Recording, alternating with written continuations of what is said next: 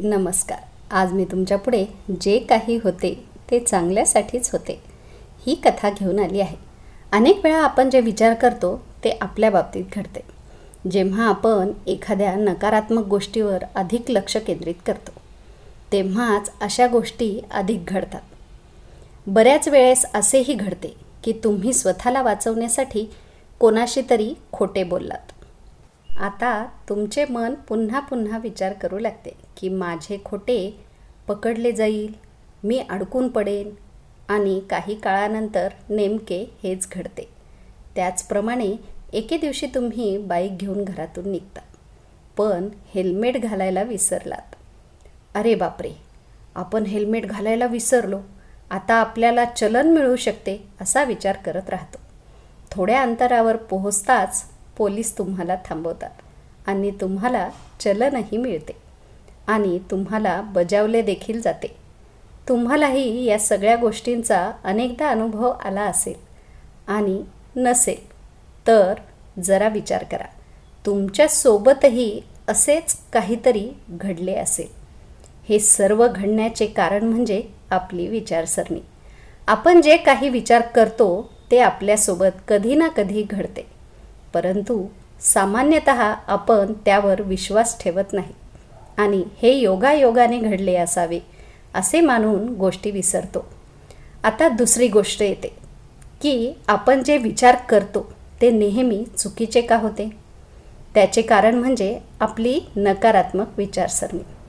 आपण सर्वच नकारात्मक गोष्टींचा खूप विचार करतो आणि तेच घडते.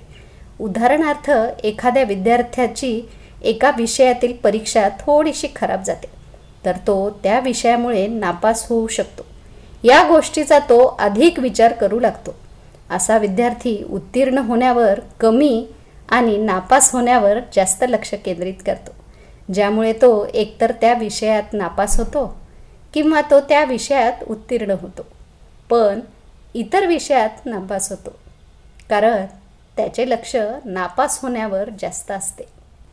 आपण जे काही विचार करतो ते खरे ठरते असा तुमचा विश्वास असेल तर तुम्हाला तुमची विचारसरणी सकारात्मक ठेवावी लागेल आणि त्याचे फायदे काय आहेत हे तुम्हाला या मोटिवेशनल स्टोरीमधून समजेल.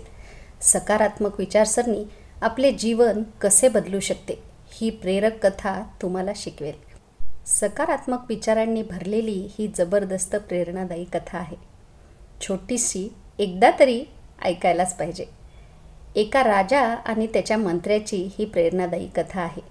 राजाचा मंत्री हा खूप सकारात्मक विचार करणारा होता आणि जेव्हा केव्हा कोणाच्या बाबतीत किंवा त्याच्या बाबतीत काहीही चांगले किंवा वाईट घडले तेव्हा तो मंत्री नेहमी म्हणायचा की जे काही झाले ते चांगल्यासाठीच झाले.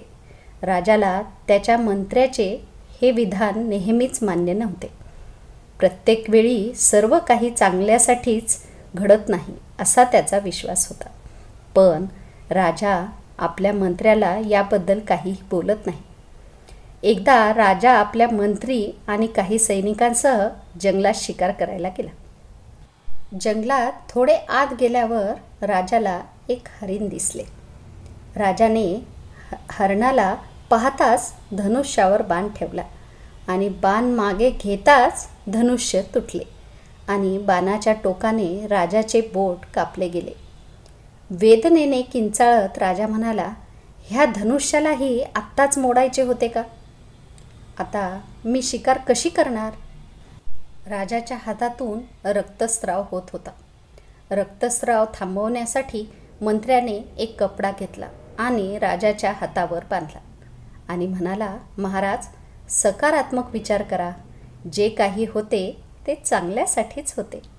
आधीच राजाला दुखत होते, त्यात मंत्र्याच्या अशा बोलण्यामुळे त्याच्या दुःखाचे रूपांतर क्रोधात झाले आणि रागाच्या भरात त्याने आपल्या मंत्र्याला जन्मठेपेची शिक्षा सुनावली आणि आपल्या काही सैनिकांना सांगितले की मंत्र्याला राज्यात घेऊन जा आणि त्याला बंद करा. शिक्षा झाल्यानंतरही मंत्री म्हणाले, जे काही होते ते चांगल्यासाठीच होते. शिपायांनी त्याला तेथून नेले. राजाचे दुखणेही थोडे कमी झाले. त्याने आपल्या सैनिकांकडे दुसरे धनुष्य मागितले आणि ते शिकार शोधत पुढे गेले. थोड्या अंतरावर गेल्यावर राजा आणि त्याच्या सैनिकांवर जंगली आदिवासींच्या गटाने हल्ला केला. सर्व सैनिक मारले गेले आणि त्यांनी राजाला पकडून त्यांच्या सरदाराकडे नेले. त्यांच्या सरदाराने राजाला त्याच्या कुलदेवतेला अर्पण करण्याचे ठरवले. रात्री जेव्हा ते राजाचा बळी देण्याच्या तयारीत होते तेव्हा त्यांच्या पुजाऱ्याने पाहिले की राजाच्या हाताला एक कापड बांधलेले आहे. त्याने कापड काढले असता राजाचे एक बोट कापलेले दिसले. हे पाहून पुजारी ओरडला, त्याच्या शरीराला दुखापत झाली आहे. या अपूर्ण देहाचा त्याग देवी स्वीकारणार नाही. जिथून उचलला होता तिथे परत सोडून द्या. पुजाऱ्याचे म्हणणे ऐकून त्यांनी राजाला मध्यरात्री जंगलात सोडले. जे काही होते ते चांगल्यासाठीच होते असे मंत्री म्हणाल्याचे राजाला आठवते आणि मंत्री बरोबर असल्याचे राजाच्या लक्षात आले. कसं बसं राजाने ती रात्र जंगलात घालवली आणि दुसऱ्या दिवशी सकाळी तो आपल्या राजवाड्यात पोहोचला आणि अंधार कोठडीत बंद असलेल्या आपल्या मंत्र्याला बाहेर काढले आणि त्याला सर्व काही सांगितले. राजाचे म्हणणे ऐकून मंत्री म्हणाला, महाराज, मी तुम्हाला म्हणायचो, सकारात्मक विचार करा. जे काही होते ते चांगल्यासाठीच होते. मंत्र्यांचे म्हणणे ऐकून राजा म्हणाला, माझा जीव वाचला हे बरे झाले, पण मी तुमचा इतका अपमान केला, तुम्हाला शिक्षा केली, तुम्हाला एक रात्र अंधार कोठडीत काढावी लागली. या सगळ्यात तुमचं काय चांगलं झालं? तेव्हा मंत्री म्हणाला, महाराज, या संपूर्ण घटनेच्या सकारात्मक पैलूचा विचार करा. मी तुमच्यासोबत असतो तर त्यांनी आपल्या दोघांना पकडले असते. तुम्हाला दुखापत झाल्यामुळे तुमचा बळी देता आला नाही, तर माझे शरीर पूर्णपणे चांगले आहे, त्यांनी माझा बळी दिला असता. त्यामुळे माझ्यासोबत काही सैनिकांचे प्राणही वाचले आणि आता मी कैदी नाही, तुम्हीही मुक्त आहात. त्यामुळे जे काही झाले ते चांगलेच झाले. तर मित्रांनो, ही कथा आपल्याला शिकवते की आपण आपल्या परिस्थितीबद्दल शक्य तितका सकारात्मक विचार केला पाहिजे. जोपर्यंत आपण सकारात्मक विचार करत नाही तोपर्यंत आपल्या बाबतीत सकारात्मक गोष्टी घडू शकत नाहीत. तथापि अशी विचारसरणी विकसित करणे सोपे नाही. आपण छोट्या छोट्या गोष्टीवर सहज नाराज होतो आणि वाईट गोष्टीबद्दल अधिक विचार करू लागतो. उदाहरणार्थ, ब्रेकअप झाल्यानंतर बहुतेक लोक विचार करू लागतात, भविष्यात मी एकटा कसा राहीन, आता माझ्यावर कोण प्रेम करेल का, आणि असा विचार करून ते एकतर नैराश्याला बळी पडतात किंवा आत्महत्या करतात, दारू पिण्यास सुरुवात करतात. अशा परिस्थितीत त्यांनी असा विचार केला पाहिजे की जे काही झाले ते चांगलेच झाले. आता जीवनात नवीन सुरुवात करण्याची संधी आहे, नवीन लोकांना भेटण्याची संधी आहे, स्वतःसाठी काहीतरी करण्याची संधी आहे.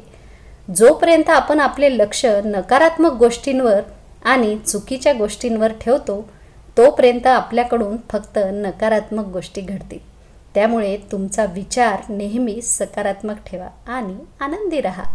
तर मित्रांनो, माझी ही कथा आवडली असेल तर नक्कीच लाईक आणि शेअर करा आणि हो, RD स्टोरीजला सबस्क्राईब करायला विसरू नका. पुन्हा भेटूयात उद्याच्या गोष्टीमध्ये.